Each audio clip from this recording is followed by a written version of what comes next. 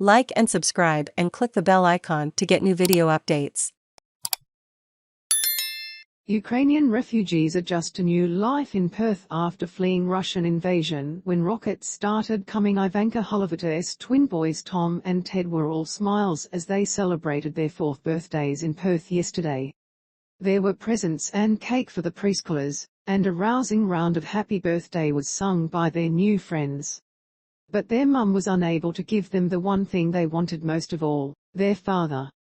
Ms Holovata, 25, and her boys are among a group of more than a dozen Ukrainian families to have arrived in Perth in the last week, having fled their war-torn homeland in almost unimaginable circumstances. Simone Litwin from Perth's Ukrainian community helped organise a welcoming event for the new arrivals, mainly women and children, because Ukrainian men aged 18 to 60 are banned from leaving the country. They arrived with nothing but a suitcase and horrible memories of an unprovoked attack on the people of Ukraine, she said. They have lost many family members. Sheltering in the basement, Ms Holovata said the support of the Perth community had come when she needed it most. Yesterday was the first night when my children didn't wake up and didn't ask about the planes which are flying here, she said. At home we were hearing all the time, air raid sirens. They were crying, and we were hiding in the basement. Even when they hear an ambulance driving down the street, they are coming to me and asking if it is air raid sirens and where we should hide. She said her boys missed their father.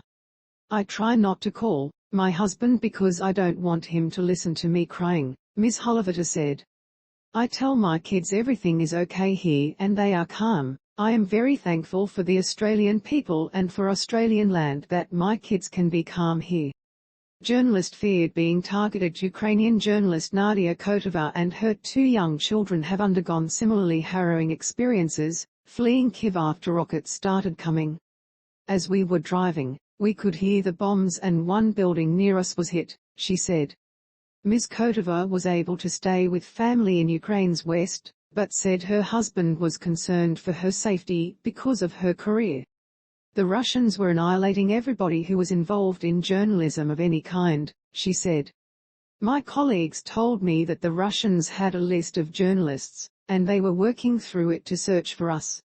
Leaving her husband behind, Ms Kotova fled to Poland with her 2 children before they made their way to Perth to live with a host family. She said she was grateful to be in a safe place again, but her children were still adjusting. Every night my little daughter asks me, "Where are we staying today? Where are we going to sleep tonight?" she said. It is very difficult because we don't know if we will return to Ukraine, we don't know if our home is still standing. But now we re with people we've never met before and they re so warm and inviting.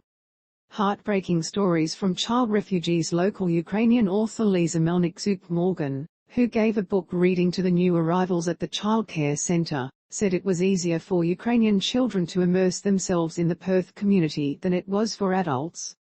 Most of them don't speak English, so they will need English classes, and it is going to be a little slower for them, she said. But we are not dealing with villagers like the first genocide. These people are highly educated.